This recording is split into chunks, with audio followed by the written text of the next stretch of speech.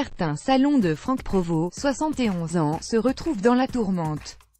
Selon une enquête révélée le 19 janvier 2018 par le magazine Le Point, le fisc enquête actuellement sur de mystérieux logiciels qui ont été utilisés de manière frauduleuse sur les caisses de quelques salons de coiffure du célèbre homme d'affaires, pour soupçon de fraude fiscale. Franck Provost est à la tête du groupe Provalliance, leader européen du secteur et numéro 2 mondial, à la tête de 3130 salons détenus en propre ou franchisés, estampillés Franck Provost, Jean-Louis David, Magnatis ou Saint-Algue, rappelle Le Point. Des anomalies dans la rentabilité de certains salons en 2015, un témoignage anonyme relevé par des inspecteurs des finances publiques avait permis d'attirer l'attention sur les agissements d'une société confidentielle, Marlix. Rachetée depuis par Fiducial Informatique, celle-ci fournit au salon de coiffure du groupe Provalliance un logiciel qui permet aux dirigeants de se connecter à leur comptabilité à distance, depuis leur domicile par exemple. Mieux, Marlix distribuerait également une application contenue sur une petite clé USB qui, reliée au logiciel de caisse, permettrait de saisir un pourcentage ou un montant du chiffre d'affaires en espèces à éluder, lit-on.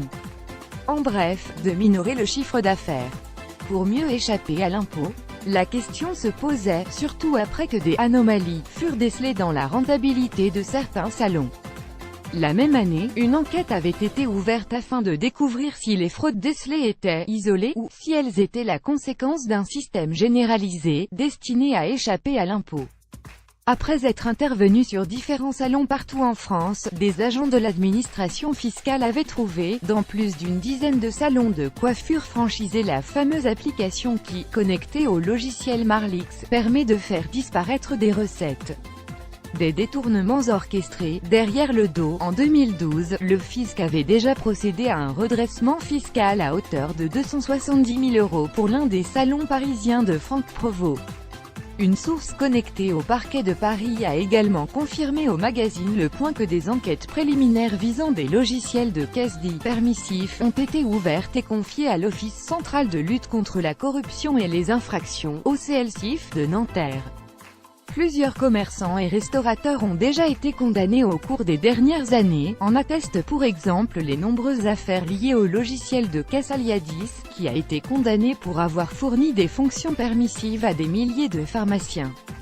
Contacté par Le Point, l'un des avocats de Provalliance, M. Boucher El Ghazi, a affirmé que les salons franchisés avaient été prévenus, à de multiples reprises, du risque qu'ils encouraient à utiliser le logiciel de caisse de manière frauduleuse.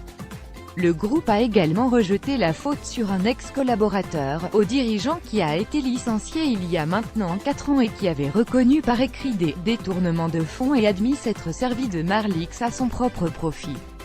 Autant d'agissements malhonnêtes qui, selon l'avocat, ont été faits derrière le dos de Franck Provost.